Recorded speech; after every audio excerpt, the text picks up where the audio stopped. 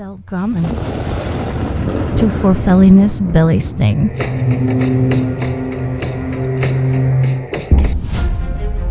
A show dedicated to aligning a journey to a better mental health using the understandings of the ancient Norse.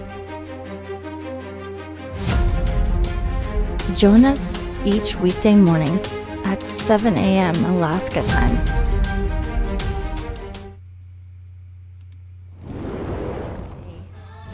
Someone's little girl, daughter, sister, girlfriend,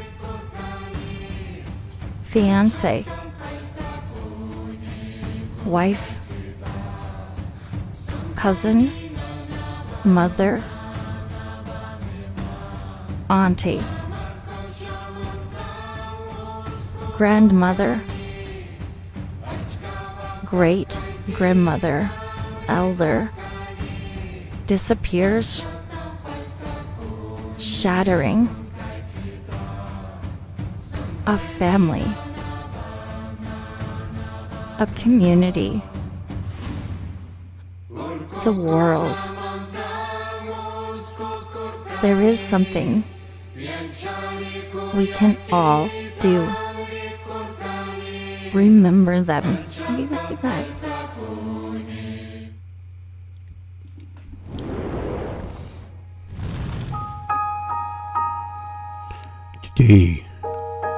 Today, we pass energy to those who are seeking their path. May the roads be cleared, and may you find that which you seek.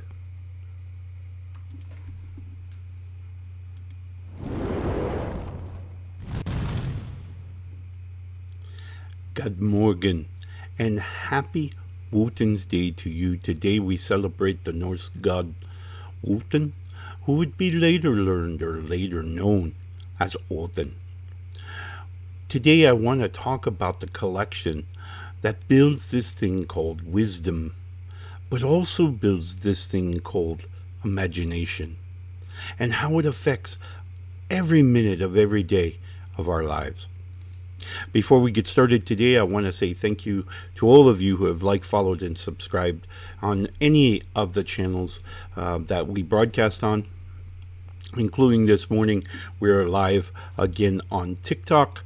So for those of you who have your chat requests, Facebook, YouTube, Kick, TikTok, all of these places are available for you to communicate with. Put those thoughts up there, put those questions that you may have as we investigate experience today. But as always, I want to give a huge shout out to my friends and family at New Reality TV. newrealitytv.com is a streaming channel dedicated to a plethora of perspectives that hopefully can resonate with you and provide you with that peace that you need to obtain or maintain a better mental space. If you find yourself with questions about me, my teachings, my shows, or more importantly, how to donate, you can always check out my website at norsewhispers.com. There you will also find my life coaching service that you can sign up for and take it for a spin. The pre-calls are free, so nothing to lose there.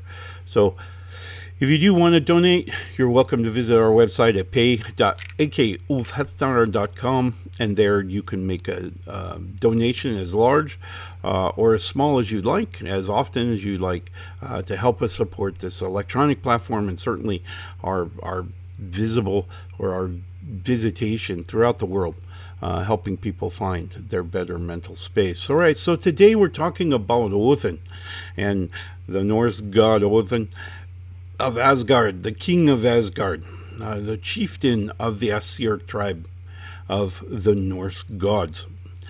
One of the things that Odin brings to our story, brings to our understanding, is this quest for wisdom. And throughout the sagas and many different tales, throughout the many different sagas, Odin constantly seeks wisdom, guidance, and to that extent, he is constantly on the move. He is known on several occasions as the traveler, the the ravens, Ugyen and Mugyen, will travel the whole world in search of these knowledge pieces that they see and they experience to bring back to him. Which draws the question, what is this thing called wisdom? We hear about it a lot, and typically it's associated with elders, people who have lived a life. And so we kind of wonder, well, what is wisdom? Well, wisdom is when we connect pieces of knowledge or stacks of knowledge within our mind, interrelate to other stacks of knowledge, other pieces, through a relational matrix created by life's experiences. Experiences is what drives this connection at a multitude of levels. The first, obviously, most obvious, is the imagery that we're going to build a relationship between. So this is our association, where we see something with four wheels on it, maybe has an engine, maybe has doors, the windshield, the whole thing, and so immediately it's a car. Later, obviously, we will learn to discern the difference between a car and a truck, and later, even still, the difference between a consumer vehicle and a commercial vehicle. So we're building layers upon layers, and this is our imagery interrelationships that are built between knowledge stacks.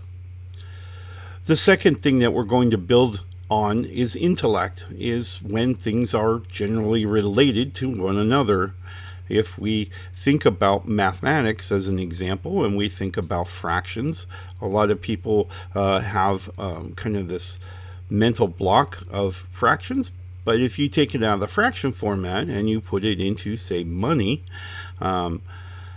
where we're still dividing the whole into pieces, people understand money. They understand how to, what a dime is, what a nickel is, what a quarter is.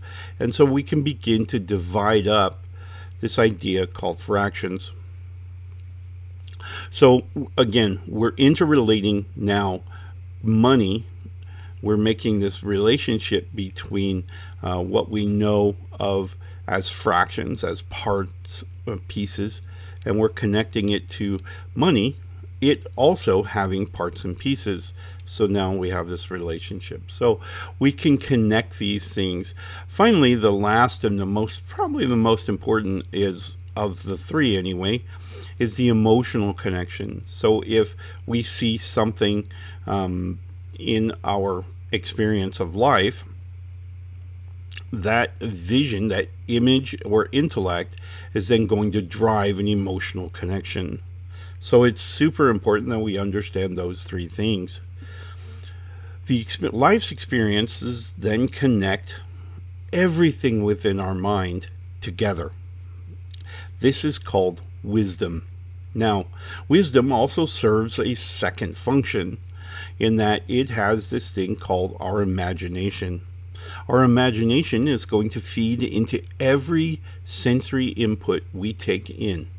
So if we see it, we hear it, we smell it, we taste it, we touch it, we're going to associate, we're going to connect a part of wisdom. That's our imagination. Now, sometimes our imagination actually creates more pieces of a particular experience than does the actual experience itself. Most often than not, we find ourselves when we are dealing with, like, fear, as an example. We are afraid of going through maybe a haunted house, as an example. We're afraid, okay? And our imagination is going to make associations between audio, visual, smells, taste, maybe even touches, that our brain or our particular experience that we're having doesn't have. So you're going to hear things that aren't there. You're going to see things that may not be there. So your brain is kind of being tricked. And this happens quite frequently. This is all part of our imagination or our memories feeding back through into our sensory, into the input of our sensory input. Now remember, when we talked about thinking, we talk about taking an experience, a life experience, processing it through, converting it now from its out here format to a bioelectricity that now transmits over as well in the visual world. We call it the optic nerve. The optic nerve then transmits in an electronic format this image that we just took in. Now, your imagination feeds into that image, right? So when the optic nerve converts the imagery into energy, it's converting the actual image that we saw and the imagination we brought forward. Okay? And so all of that is now converted into an electric format that then transmits over the optic nerve. The optic nerve then takes it back into the brain, where it's going to go through what my ancestors and I refer to as the mood ring. The mood ring is what you set by the minute. You kind of dictate what mood you're in. And what mood you're in then alters, manipulates the energy that was just brought in on this sensory input experience, whatever that is. So all the sensory input comes into and goes into this thing called the mood ring. The mood ring then has the potential of altering that image to eliminate things that don't matter. In other words, if you are in a grumpy mood, just woke up on the wrong side of the bed, the things you see will support that. So your commute to work, you may have road rage, you may see just the dirt and the filth of your streets, whatever. Okay? Why? Because your mood is set to predispose you to that imagery. It's saying essentially that, yeah, everything is bad. Why? Because my brain or my mood is setting that tone within our sensory input. So our sensory input comes in. It is then altered by this mood ring, and then it begins its process. Now, we spoke yesterday about the plunge, if you will, from the mood ring down to the well of the self. When we talked about the value of the well of the self. Now, if you haven't seen that show, I recommend checking it out. You can find it on YouTube, TikTok, anywhere. Check that show out, because in there we talk about your values, your virtues, your belief systems, and how those affect the energy that we're sending, right? So our experience, what we see in the real world, reality, comes in to whatever sensory input. It is then converted from its out here format to an electric format that then passes over, whether it be the optic nerve, whether it be the audio canal, whatever processes that sensory input is going to then transmit it through your body using this electric bioelectricity within your body. Now, bioelectricity is created by a multitude of ways. Firstly and foremost is your own energy, your body, how you're processing things. One of the byproducts of all of this thought process is the creation of energy within yourself. Now, my ancestors also spoke of this hope, this energy of hope, very powerful energy throughout the universe. It is probably the most powerful of the energies, and it's going to help push sensory input. It's going to help do kind of all kinds of things. But again, back to the physiological perspective, we're also going to eat, and when we eat, the metabolism that breaks down the food and actually stores that energy throughout your body that you can then use to transmit across the nerves. Remember, nerve cells are only so long, and you have billions of them. And then what happens is you have this little gap between them, little bitty gap, tiny, tiny, tiny little gap. And then the energy that you're creating through metabolism and through your thought process is what kind of catapults our sensory signal across this thing called the synaptic cleft. And so that energy transmits, and the signal keeps going, right? And goes and goes and goes and goes until it gets to a place where it's processed. So all of these things all kind of come together in making you you. Now, we've also spoken about on several occasions the uniqueness of you, because you are very, very, very unique. When your mother and your father get together and do their thing, and they create you, they create the foundation of you. They each submit a part of their DNA, which is a snapshot in time. So if you figure your mom as an example, she's growing up. All the while, she's manipulating her DNA, depending on, her emotional state, how all these different factors going into getting her physiological form to the point where she engages in the activities at which to make you. When she arrives at that moment, she submits her DNA at that moment, a snapshot in time, if you will. Now, afterwards, she's going to continue her manipulation of her DNA. Your DNA now is split.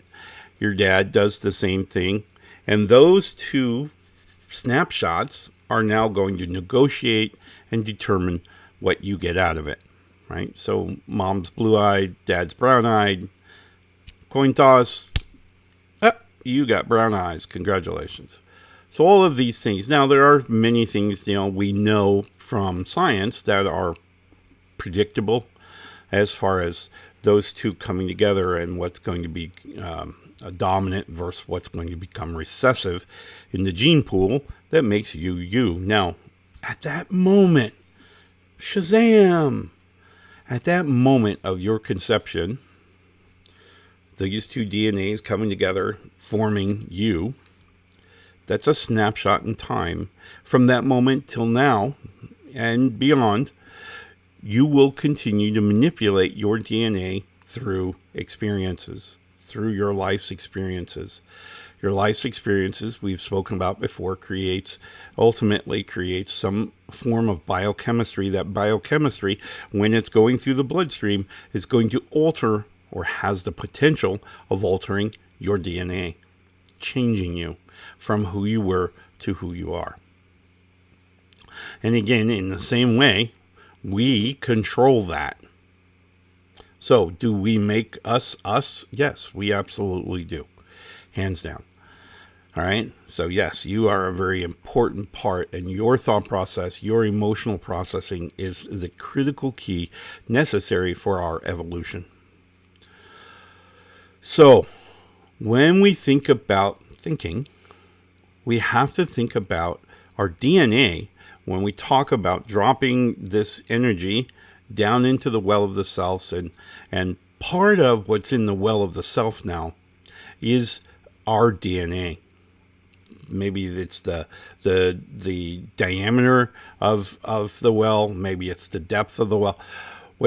However analogy we want to use, nonetheless, your DNA is what kind of forms this well of the self, and how well we process the energies that come through. Now, some may say, well, what about disabilities? They are a real thing.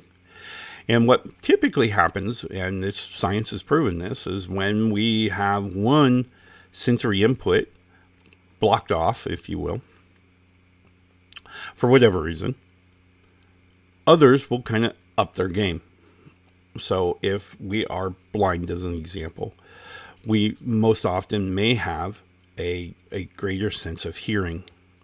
where maybe we're mute and deaf, then we may have better vision, we may have better smells or tastes or touch. So the sensory input's going to kind of try to balance itself. And in addition, you still have the energy processed as imagination.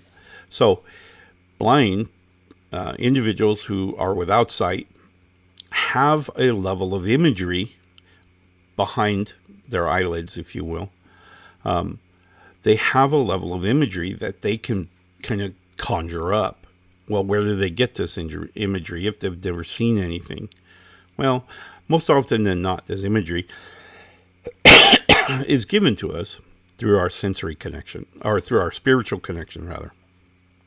And these spirits will then pass their life's experiences. So individuals without the sensory input of sight may have some antiquated views of the world. Their imagery may be outdated because of this spiritual passing. So it's a very critical piece. All right, we need to take a real quick break. When we come back from break, I want to talk about how you and I can use this wisdom to manifest and manipulate, if you will, our own imagination to thereby control our emotional states and actually process things, experience of life, the way we want. All right, so we'll be right back after this short break. The air. The time is now. We're all waking up. We're waking up. We're all waking up. It's all shifting. New vibrations. It's you. It's you. It's me. It's all of us. Together. A new time. A new day. A new energy. A new energy. New reality. Awaken with us. Awaken with us. Awaken with us. newrealitytv.com.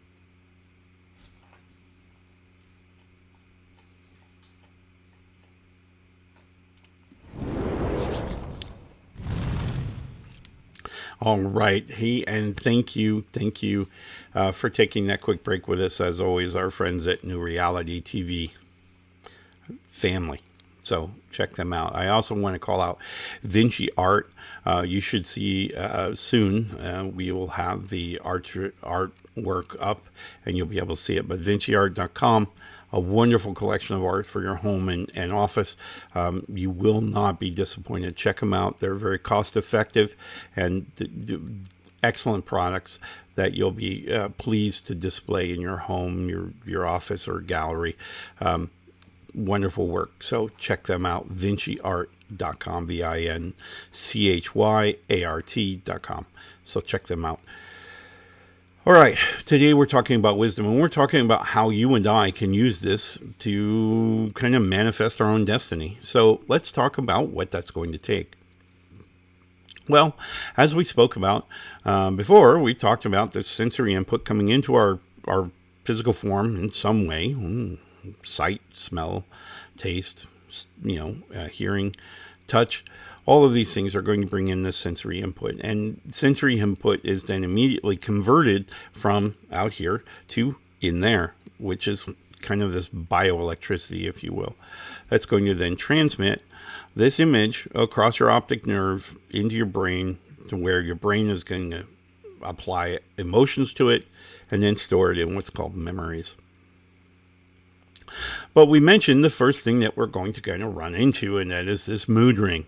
So mood rings are pretty darn important, because every conversion process, whether it be converting this thing to biochemistry, the biochemistry filtering through our body and arriving back at our brain, whatever it is all based on the imagery at which we put into it, right? So if we put in this manipulated, just convoluted version of an experience into this process, it goes through the machine and comes out as this totally unrecognizable experience, that where do we get that from? Well, we did that. All right.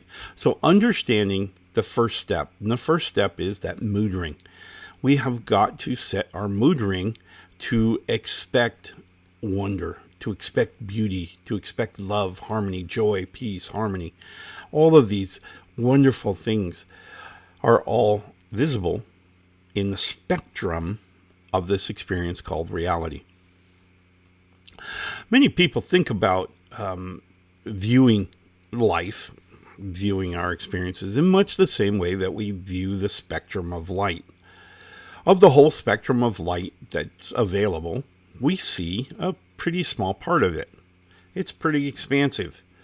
Some people see different pieces. Some people see it different ways. And that's okay. That's why it's a spectrum, because we include everybody. So the spectrum of emotional experiences is the same way. Everyone can look at the same experience and draw different views from it in much the same way that we see the spectrum of light. We see life's experience. We're going to see it differently. We're going to see it differently because of that mood ring, firstly and foremost, and then our imagination. Remember, our memory that we created is going to come up and is going to feed in as if it is part of the sensory input itself. So mood ring, super important. Imagination, super important. So talk about imagination. Imagination is a wonderful thing to have. But we need to recognize the difference between reality and imagination. And many times, the brain does not recognize the difference. Why? Because we're injecting this imaginary imagery or emotion. We're injecting that into our sensory input. So our brain doesn't delineate the difference. They're all part and parcel of the same experience, and they're being processed that way. Okay, so they're going through the mood ring, down through the well of self, up to the horn of feeling, through the me gate, and ultimately into our memories in the same way that every sensory input is. So understanding that and correcting that by recognizing it. Okay, so if we recognize that, wait, am I imagining that or is that real? Having that momentarily thought, beginning to process things at a visual level and not assume and not make these associations, particularly with emotional energy that may or may not be there. This comes back to several individuals with whom I've worked with or I'm working with, speak about their partners and they say, oh, well, they did this, so they mean that our relationship is over. Whoa. Nope, it doesn't. It simply means they didn't recognize what they were doing, or that event, that experience, that action means something different to them. Remember, they're seeing a different part of the spectrum of this light, right? So communication, opening up that communication and helping them to recognize what part of the spectrum we're each on, so we can move collectively more towards the same spectrum. That's kind of the idea. So making sure that those things that we are processing, the experience that we had, is real and not imagined, is the next step. So mood ring, setting that mood first thing in the morning, setting that mood to be positive, look for happiness, look for joy, look for peace, setting that mood ring, and then ultimately making sure that we are ensuring that that which we experience is what we experience and not our imagination playing tricks on us. All right. So those will be the first two monster steps that we can take to then now begin to control what we see, what we experience, what we feel. Most importantly, it's whenever we're creating this chemistry, we have the potential of altering our DNA. If we're in control, then we evolve in our DNA on the path that we want. Not what somebody else is driving, not what the experiences of life are driving, but what we want, right? So we evolve on our terms. We're now in control of this whole process. That's a pretty powerful place to be. So today, as we practice and we recognize Wotan, for his contributions in helping us to understand the value of gaining life's experiences, we certainly now recognize why it's important that we really control that process, from making sure we're keeping our imagination in check, and that we're setting that mood ring to expect positives. Now we're on our way to manifest our own destiny. We're manifesting our own reality, or our interpretation of reality. So we're now seeing the world the way we want to see it. All right. So I hope today we will embrace the teachings or understandings that Olthin brings to us by really controlling those two pieces in our lives, by controlling the imagination and by setting that mood ring the way we want it to be. We can begin to experience the life that we want to have. All right. So I hope you will use today to kind of recognize that which we are imagining and that which is real, and remembering that our mood is what sets everything in motion. All right.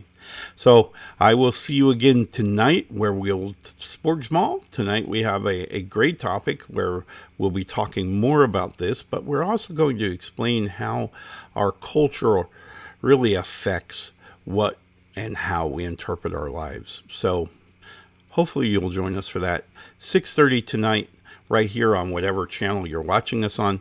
And we look forward to seeing you there. All right.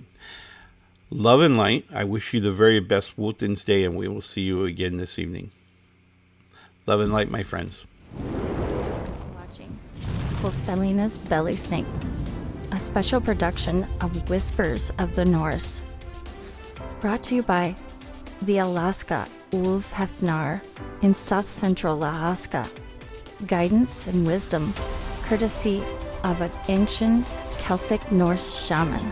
Thank you so much for joining us today.